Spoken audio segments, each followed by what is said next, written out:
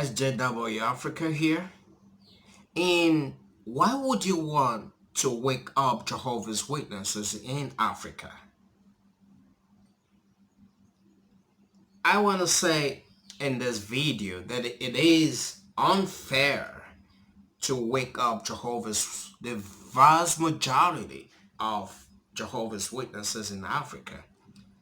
It's unfair to wake these folks up, really, if you look at it. Why do you want to wake them up? Why do you want these guys to wake up to what?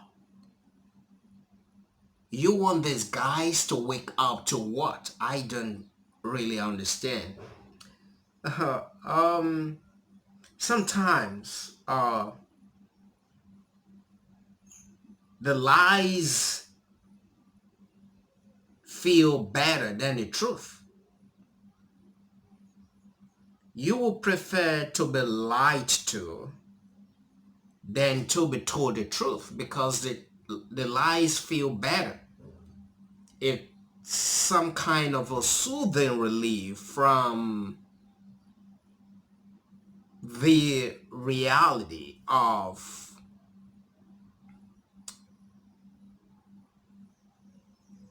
who you are as a human being and your expectation, how you have been groomed and what you have always known all your life. Sometimes it's good to just keep it rolling like that.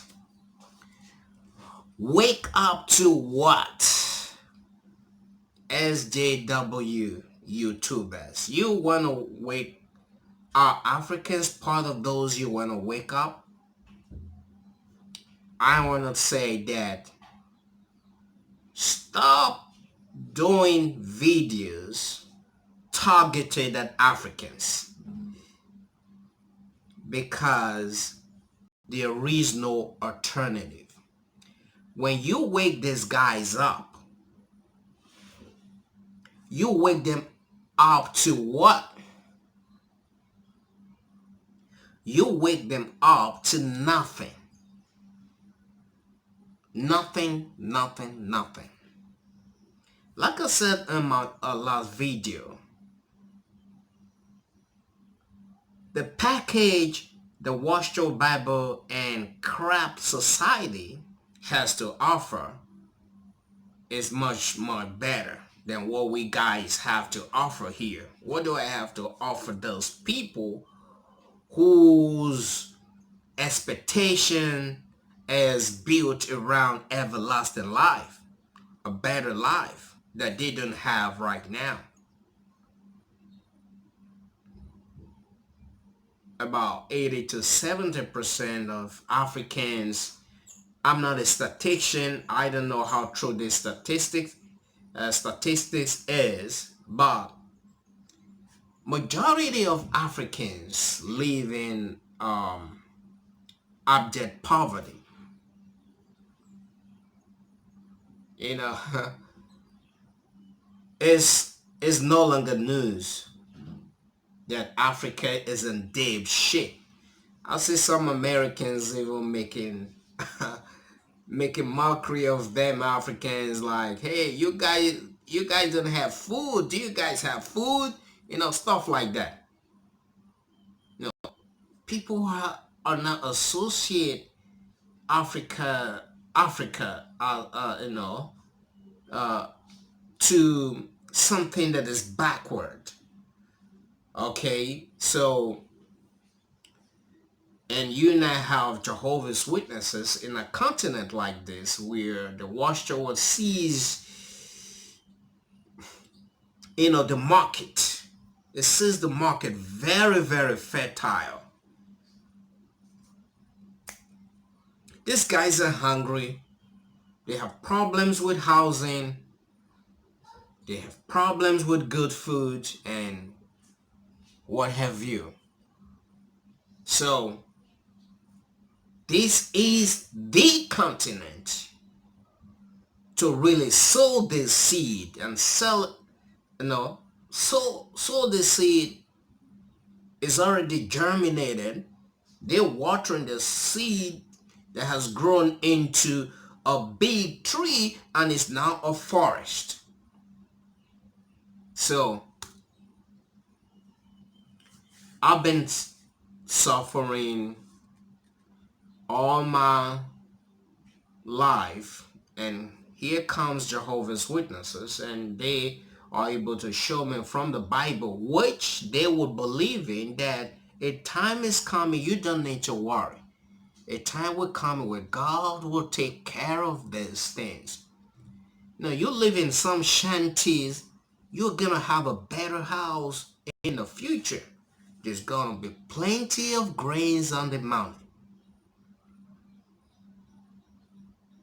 No provision, no access to health care in African countries. And this too will be taken care of because no resident will say, I am sick. And you have been groomed in this tradition if you were born in. And you're lucky, you are very unlucky not to be a few Africans that have things going their way. So if you wake up these guys whose entire life and expectation is knitted around this narrative, what are you going to tell them? Hey, watch your Bible and track society. You know this colored white beast, or what they call it in Book of Revelation, the United Nations, the disgusting thing that causes desolation. Watchtower was part of this organization for 10 years as an NGO. Look at it again. Brother, do you know the double standard the Watchtower employed in the Malawi Mexico issue?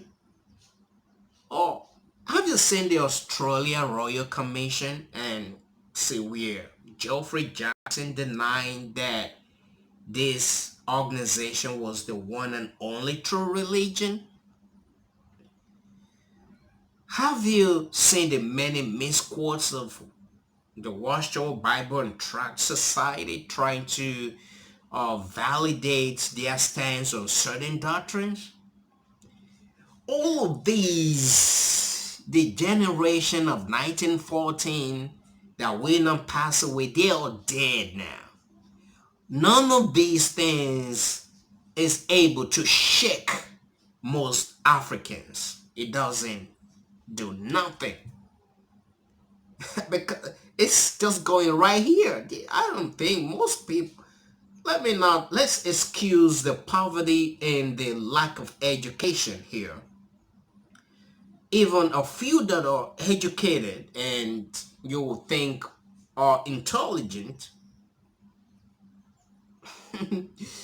they don't process this the way I would. I don't know why, no matter how hard it was for me to realize that this wasn't the truth, how I just want to embrace the truth. It's hard for me to let go Watchtower teaching about a better word, and seeing my dad come back to life again and all. It was hard for me, but as much as it was hard for me, and I have seen that it's not the truth, these things that have been said, I researched it, it's not what it says it is.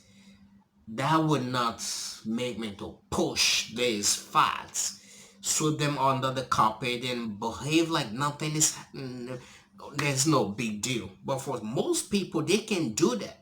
They see the truth. You show them all the evidence. It's still,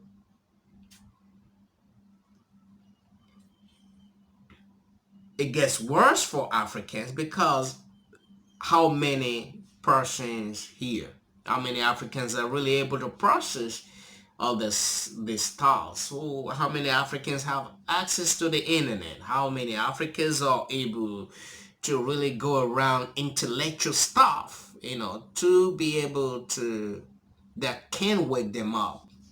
Few Africans. All right. So we have a bunch of Africans who are just below this level in terms of everything, and they are Jehovah's Witnesses, not really because they understand the whole generation of 1914 thing and these doctrines, trying to compare. They are not Jehovah's Witnesses because they understand these key doctrines of the Jehovah's Witnesses. They are just excited about paradise, earth, a new world coming, where everything is going to be taken care of. That's all they know. So when you're trying to make sense of this doctrine, this is most Africans don't get it because they never even understood the teachings of the Jehovah's Witnesses. So when you 60 to 70% of Jehovah's Witnesses around here, they don't might not even understand what you're talking about, but they are fascinated by this paradise. That's all. Even as a kid growing up, all that matters is paradise earth. Paradise earth, Isaiah's prophecy, paradise earth. That's all they know. So less of the teachings and all of that. So try to make sense of it, and having them wake up as a result is really not something coming their way. But for those people, excuse, let me break a little bit here. I learned that the numbers dropped in Nigeria. I think I did a video about that. 60,000 plus. I want to associate that decrease in number to most Jehovah's Witnesses are probably tired. It mean the numbers may not be reducing because they are waking up to, hey, it's not the truth. I just feel that for some persons they are burned out, they're tired, and they just give up along the way. Maybe at some point in time they want to pick the stick back up and continue to trudge along. That's what I feel. Not so much about it. I have seen some witnesses who are no longer attending the Ananda's fellowship or whatever. They don't question nothing, but they no longer associating because they just fed up and they just want to, live their life and all of that. So it's really a pity that the governing body have just continuing to use Africa as the new destination. It has always been, but right now that everything is crumbling in developed countries, Africa with the pop, things are getting worse here. Things are getting worse here. The economy is in bad shape. Unrest, so many things. So it's not really as a place where so much misery here. So people are looking for a respite. People are trying to find anything called hope to hold on to. And Joshua offers that hope, that mirage, and tell them it's not true. They will not want to believe you. They'll rather run with it because you tell them there's not going to be a paradise, and they look at themselves, man, they dead shit already. And they're like, what? So you mean I'm no hope? I'm going to just end up a wreck? If let me use myself as an example. I'm so very lucky that I had certain things going my way. I think I had the kind of education that was able to push me forward a little bit, and I had the just based on sheer luck.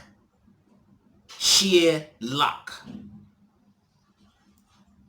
I had, at the time I was waking up, I was building a house at the time. All right. I have a little car to drive around with, and a little job here and there. It's not like that for everybody. So waking up, and I said, well, thank God I didn't just sell out to wash chore. At least I still have my little crib and little thing, little stuff going my way, and I'm not completely hopeless. What if I had been a regular pioneer or something, devoted everything to wash chore, have no income, nothing, no house, nothing, and I wake up to this? I tell you, I'm going for the ropes. I'm going for the ropes because you have wasted all your life and nothing to show for it. And the only thing that you say, oh, if I didn't have it in the system of things, as they would say, I'll have it in the future, is not there. So you want to end it up. Well, like someone said in comment section in my previous video, you never know. Maybe the generation of African kids might be better than their ancestors. And it was also commented, the internet doesn't die. And who knows, those videos we're putting out there might be those whose parents were not educated managed to find education and something in the future for them to be able to upgrade their level and be able to define who they are different from their parents. And a time may come, these videos might become relevant to them and say, hey, well, squash it. We wouldn't want to toll the lines of our forefathers. This is the truth, let's face it. Well, I just thought I'll let you guys know that waking up Africans is pretty hard. But again, what can we do? We keep doing all we can, whatever we can. Who knows? Who knows? There might just be one person like me who woke up because somebody put a video out there. All right. SJW Africa signing out.